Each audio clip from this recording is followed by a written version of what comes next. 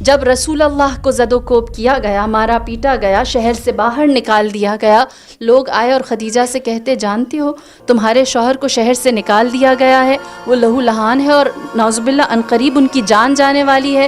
جناب خدیجہ رسول اللہ کو اپنے ہمراہ لے کر شہر مکہ میں آئیں۔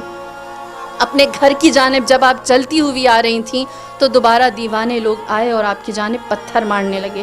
جناب خدیجہ یہ اس زمانے کی خاتون تھی جہاں آپ سب جانتے ہیں عورت کی وقعت کیا تھی، اونٹ پر قربان ہو جاتی تھی 100 عورتیں۔ ایک سرخ اونٹ کی قیمت کیا تھی؟ 100 عورتیں بطور کنیز۔ سرخ اونٹ اچھی نسل کا اونٹ ہوتا ہے۔ اس زمانے میں جناب خدیجہ ایک مرد کو لے کر آئی جس کی جان خطرے میں ہے، اپنے ہمراہ کھڑا کیا، اپنے گھر کے سامنے ایک چٹان تھی جس پر کھڑی ہوئی، اور جناب خدیجہ نے تاریخ عالم میں پہلی دفعہ قریش مکہ کو دکھایا کہ ایک مرد کے دفاع کے لیے عورت بولتی ہے، اور پہلی دفعہ آپ نے خطبہ دیا۔ آپ اس چٹان پر کھڑی ہوئی اور آپ نے فرمایا اے لوگو تمہاری حیا کہاں چلی گئی؟ اسی دروازے پر تم قطار بنا کر کھڑے ہوتے تھے اور مجھ سے قرض مانگتے تھے اور میں بے نیازی سے تمہیں دیتی تھی۔ آج تم عربوں کی حیا ختم ہو گئی، تم اسی دروازے پر ہاتھ پہ پتھر لے کر آ گئے ہو۔ یہ وہ موقع تھا جہاں ابو جہل و ابو لہب جیسوں نے دیکھا خدیجہ کو اتنی طاقت محمد نے کیسے دی کہ آج یہ ہماری آنکھوں میں آنکھیں ڈال کر بات کرتی ہے۔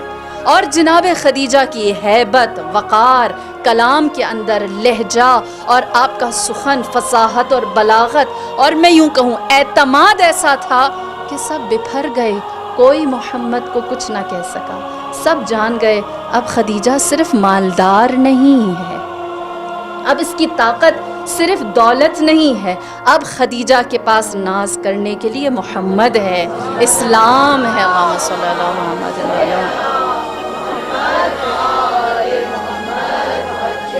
اور اس کا اعتماد اب وہ مال و دولت کی بنیاد پر نہیں، لہٰذا عورت پہلی دفعہ سامنے طاقتور ہو کر آئی۔ قریش مکہ جان گئے کہ اب یہ وہ عورت نہیں رہی۔ اور دوسرا مقام اس وقت آیا جب رسول اللہ کی آنکھیں بند ہوئیں اور لوگ رسول کی آخری نشانی کے دروازے پر آئے، جناب فاطمہ الزہرا۔ تب میری بیوی نے کیا عورت کا مقام ہمارے اوپر واضح کیا۔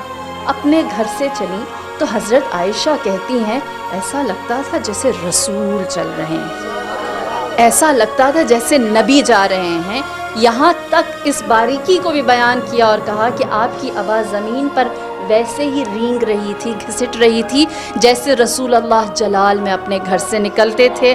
آپ دربار میں گئیں جو کچھ دن پہلے تک مسجد تھا جہاں پر رسول بیٹھتے تھے، رسول منبر پر ہوتے تھے، وہاں مسند رکھ دی گئی تھی، اور جناب فاطمہ الزہرا نے جا کر جو کلام کیا، آپ کو کبھی وقت ملے آپ ان کا خطبہ پڑھیے، ریڈ اگر آپ صرف سرسری سا بھی کریں گے 20 منٹ سے زیادہ آپ کا وقت نہیں لگے گا۔ آپ نے اس خطبے میں لوگوں کو کیا کہہ کر مخاطب کیا؟